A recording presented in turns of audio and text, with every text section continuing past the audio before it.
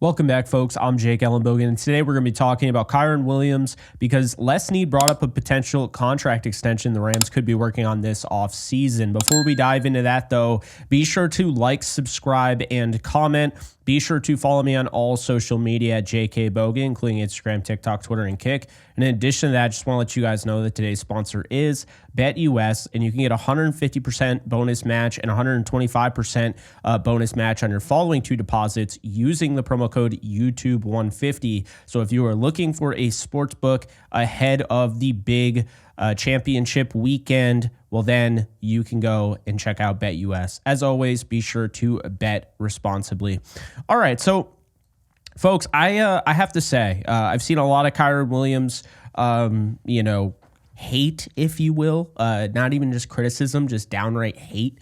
I think we have to kind of understand something here. This is a 5'9", 202-pound running back that was traded up for in the 5th round, drafted 164th overall in 2022. Okay. And they were actually, the Rams traded up with the Raiders. Now, I'm sure the Raiders would kill to have Kyren Williams right now because who the hell knows who's going to be their running back? They've had just all sorts of running backs. They didn't re-sign Josh Jacobs. And they really haven't had a guy. So Kyren Williams has been everything and more for the Rams. 579 carries, 2,582 yards rushing, 26 rushing touchdowns. And to add to that, he's had 5 receiving touchdowns. He has 38 games that he's played in, and he has 27 starts in his resume. So, I know a lot of people don't want to hear this, but and this is important to understand because this is kind of new, with the kind of the raised pay scale, performance-based pay scale. Kyren Williams is going to get paid probably around $5 million in 2025. So a contract extension isn't that crazy. Also, this is one of the better running backs in the league. He might not be the fastest, he might not be the most explosive, but he does a lot of things other running backs simply cannot do. His job in pass protection is vital to this team. It's why he's out there almost all the time. In addition to that, it's worth noting, actually, before we get into that, it's worth noting that last year, there was a point in time where Snead did talk about a potential extension with Ernest Jones, and we know where that went. But I just don't see a world where they trade away Kyren Williams. He might not get the extension, but they're not going to trade him. Like, they know this is a 2-time 1,000-yard rusher, and this is a guy that had over 100 yards in basically a blizzard against the Eagles' really nasty defensive front. He ran against them twice pretty well. This was kind of a down year for Kyren in a lot of senses, but at the same time, I think it's important to realize the Rams, they really stepped it up last offseason. They made a investment in the run game. When they went out and they signed Kevin Dotson back and they brought in Jonah Jackson, they moved Steve Avila to center, you already had Alec Jackson at left tackle, but you had Rob Havenstein at right tackle, who's one of the better run blockers in the league. With that said, they became mainly a run-first team, or at least that was the hope. However, that's not what ended up happening, and in addition to that, not only did Avila go down, but also Jonah Jackson went down. Joe Nopum went down, who was a backup. And in addition to that, they also had issues all over the offensive line. Havenstein had some issues. So look, Kyren Williams did not have the best season he possibly could, okay? And I understand that. Like, he did not have the best season, but he had a very good season, okay? In the previous year, in 12 games, he had a fantastic season, and the thing that people were saying is this a one-year wonder? Is this guy going to stay healthy? So here's the deal. The fumbles are a concern. I get that. But what we don't talk about is that what he went through last year and all throughout the offseason, hearing that he's injury prone. We need to get a bigger back. He's injury prone. Well, so much for that. He played all 16 games, including 2 postseason games. And the reason I say all 16 is because they weren't going to play him in Week 18 because they didn't need to. They had already made the playoffs. So with that said, Kyren Williams, in case you did not know this, I actually went through the liberty of looking this up myself. In all time, among all Rams single season players. Now, all of these are going to be running backs because they touch the ball more than anybody. Including the playoffs, Kyren Williams is 7th with 389 in 2024 to 2025 season. He is 7th all time among all Rams players in franchise history, including playoffs, in offensive touches. That is only behind 6th, Marshall Faulk in 1999, greatest show on turf, 391. 5th, Marshall Faulk in 2001, 421. Eric Dickerson at 4th, 1984, 423. Steven Jackson at 3, 2006. He had 436 touches. Number 2, Eric Dickerson, 1986, 456. And to wrap it up, one of the craziest seasons touch-wise, 482 touches, Eric Dickerson, 1983. Now you wonder why that guy wanted to get paid. Be that as it may, Kyren Williams being on this list, Todd Gurley is not on this list, but Kyren Williams being on this list with guys like Jackson and Lawrence McCutcheon at 10, 1976 with 369 touches, and Marshall Faulk and Eric Dickerson, that's a problem. That's a good thing because it shows Kyren, one, the durability concerns weren't real. That was just a fallacy. And he proved it this year. He's not injury prone because no one talks about the fact that Kyren Williams was getting a workload that of or bigger than a Steven Jackson in 2006. If you take all of Kyren Williams' carries, he is 4th all time, only behind the 3 seasons Dickerson had in 86, 83, and 84. Don't believe me? I went through and checked every single Rams season. The most single season, including playoffs, most single season carries for a Rams running back in franchise history are as followed. Eric Dickerson, 1986, had 430. Eric Dickerson, coming in second, 1983, had 423. In third, Eric Dickerson, 1984, had 402. Again, you see why this guy wanted to be paid. Number 4, Kyren Williams in 2024, 351. Steven Jackson in 2006, 5th, 346. Eric Dickerson, 1985, 343, coming in 6th. Lawrence McCutcheon coming in 7th, 1976, 338 carries. Steven Jackson coming in 8th, 330. Steven Jackson coming in 9th, 324. And Charles White in 1987 had 324. So why am I bringing this up? Well, if we are going to make the case that this guy should be paid and he should get the contract extension and he's unfairly treated and unfairly hated, this is what we have to bring up. Because Todd Gurley, Cam Akers, Darrell Henderson, nobody who's come through that building since Steven Jackson has ever come close to these numbers. Todd Gurley might have one where he got over 300, but that is the point. That's a good thing. You don't want to run your running back into the ground. What Eric Dickerson was doing is insane. Kyren Williams shouldn't be behind Eric Dickerson on any list that involves carries or touches, but guess what? He is. So this is what I'm talking about. The argument was Kyren Williams was injury prone, and he goes out there, and not only does he play 16 of the 16 games they asked him to in the regular season, he also plays those 2 playoff games, and he also finds a way to get over 1,000 yards consecutive seasons. And in addition to that, he's asked to carry the ball 351 times for an offense that was, let's be honest here, very inconsistent and inefficient. So he had to carry them. That's what happened. That is why Kyren Williams ended up with 351 carries. But people keep saying how Blake Corum's better. Blake Corum does this. Blake Corum does that. If that were true, then Kyren Williams wouldn't have had to carry the ball 351 times. This was not the plan, folks. This was never the plan. The plan was, and it was proven wrong because Kyren Williams showed he doesn't have durability concerns. But the plan was that Kyren Williams, was supposed to have less than 90% of snaps, and Blake Corum was supposed to spell him on third downs and what have you to give him a rest. But while giving him a rest, now you can run your offense the same way. That is not what happened. It's not at all what happened. And furthermore, when you think about it, Kyren Williams in the pass protection game, right? Think about all the contact this guy's getting as a runner.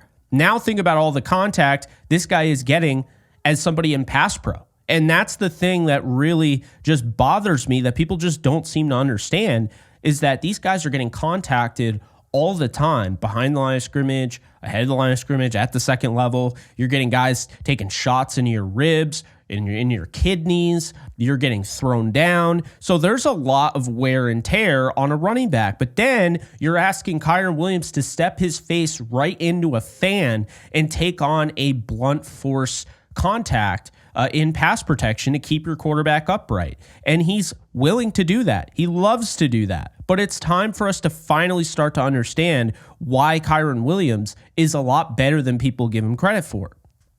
Kyren Williams gave up 1 sack the entirety of 2025, according to PFF, 15 pressures, and they give him 15 pressures, but you have to understand they started 10 different offensive linemen. There were a lot of misalignments up front. You saw that in the Eagles game. So obviously he did a really nice job. In actual true pass set pressures, he only gave up 8 all season. And now think about this. He had 140 pressures opportunities, right? 140 opportunities in pass protection. If you take the full scope of everything, right? The full season, including the postseason, Kyren Williams had 351 touches, okay, as we already talked about. And that is crazy. That's absolutely crazy because Todd Gurley never dealt with that. But guess what? You can add 166 pass protection reps to that. So if we're doing that, then you're talking about over 500 times where he was likely contacted in some way. It's not just he's getting 351 carries. You're also asking him to pass protect 166 times. I mean, that's insane. Absolutely insane. And those are just the opportunities. He was actually asked to pass protect 179 times, and he was used 605 snaps in the passing game. He had 166 opportunities. I just don't think people understand how crazy that is. So what does a Kyren Williams extension look like? I think it's like a 3-year, I'd say 3-year, $28 to $35 million. So, or excuse me, 27 to 35. So if it's around a $11 to $12 million deal per year, I could absolutely see that. But I could also see him taking a little bit of a pay cut in a sense that he deserves. He could get like $9 million a year. But make no mistake about it. This guy's always trying to get better. Yes, I know he had some fumbling concerns. But remember the last time he had concerns about his durability and he went on to play every single game that he was asked to play? And he did so with a crazy workload that is the most carries since 1986 for a Rams running back. See, we don't want to talk about that. I think he's going to improve upon his fumbles, and I think he's going to work on his speed. Is he ever going to have a 4.3 burst of speed where he hits home runs? Probably not. But don't doubt this guy because he's gotten better and better and better each year, and he's getting more and more, confidence. And I just think if the offensive line stayed healthy this year, I mean, he could have had 1,600 yards on the ground. He could have. Absolutely, with those touches. But the thing is, we do this all the time. He's not explosive. I want an explosive back. I want a guy that hits a home run.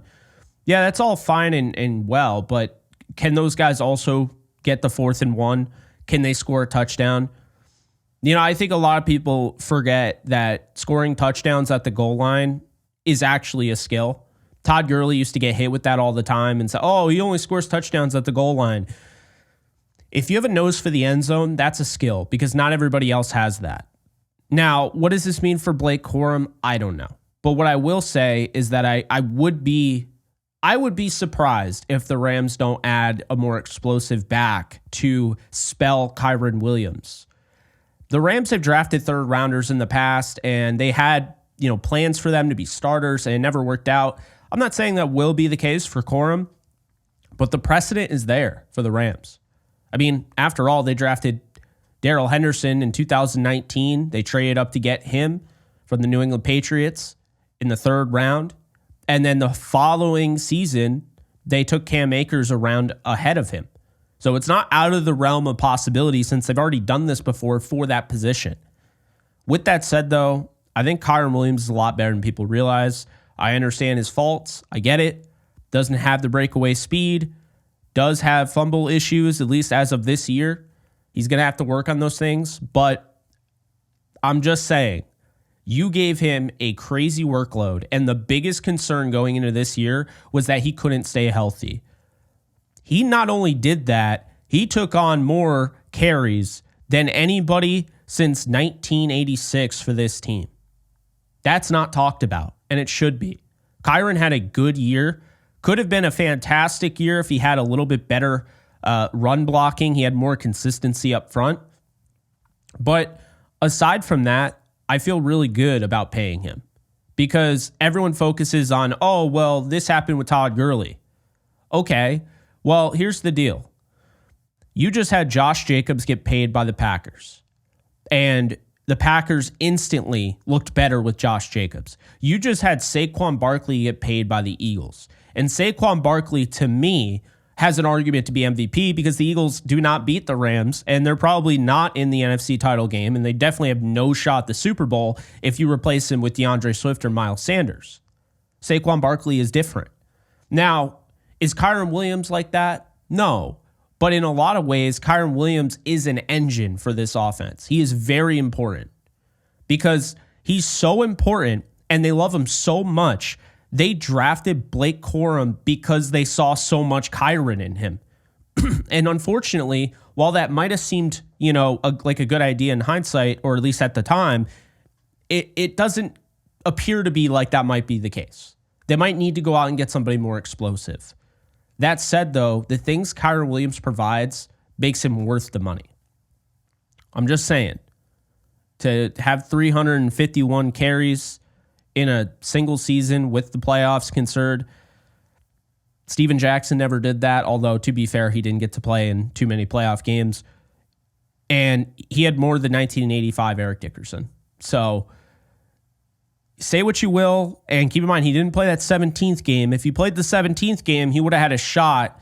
Not really, because, he was still about 50 away, but he would have gotten closer to Eric Dickerson's top three. So keep that in mind. But I just think the grand scheme of things, looking at the Rams, they had a plan. They were going to get Blake Corum. They were going to get a guy that was very similar, and they could run the same offense.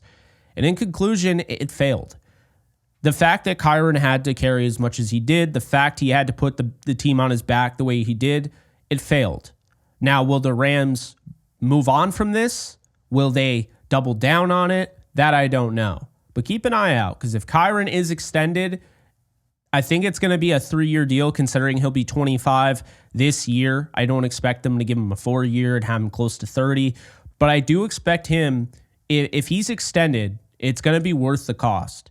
He might not be your favorite running back. He might not be Todd Gurley. We've been spoiled. Keep in mind, spoiled in this organization. To have Todd Gurley, Steven Jackson, Eric Dickerson, Marshall Faulk, we've been spoiled. So just don't forget about that. Kyren might not look like the other guys, but it doesn't mean he's not effective. It doesn't mean he can't be as effective in other ways when you combine just the scope of everything he does well. My last request for, I think, Sean McVay and just this coaching staff is I'd like to see Kyren Williams get the ball more. You watch that dump off that the Rams had 2017, the famous 80-yard touchdown Todd Gurley has against the Titans, basically locks in the NFC West division title and gets them the 3rd seed. That absolutely crazy run, the explosion, everything. I'm not saying Kyren's going to do that, but for whatever reason, Sean McVay, when things get tight, it's like throw more deep down the field. Throw more of that. When things got tight with Jared Goff, Sean McVay wasn't afraid to just throw a slip screen to a running back and have him do the rest. I think Kyren Williams is leaving a lot of value on the field, and it's not because of him. I just think the coaching staff hasn't utilized him enough in the passing game. But those are my thoughts. Also, to be fair, I don't want to see Kyren Williams get to 400 touches. That's insane. Keep him healthy. Keep him under 350, please. Like what he did last year was insane. So anyway, that's all I got for you guys. That's it. Will he be signed? I don't know. But in conclusion, Les Snead is definitely thinking about it. And according to Les Snead, and I quote, he is a Ram. That's going to do it. Hope you guys enjoyed. Be sure to check out today's sponsor, BetUS, and I'll see you guys soon. Later, folks. All right, guys, just a quick update here. The Lounge, which I've told you guys about after every single video, we are now at 6 videos. We have almost 700 subscribers. So if you haven't gotten in and checked out my new side project, definitely be sure to do that. Interviewing voice actors and athletes and entrepreneurs, musicians, all the good stuff there. Be sure to check it out. The link is in the description below. In case you guys haven't noticed, I do have a Discord channel for my community on this channel. And if you want to be a part of it, it is free. The link is in the description below. You can sign up. This is basically a 24/7 Rams channel, and we are almost at 1,100 members. So if you want to be a part of it, just hit the link in the description below.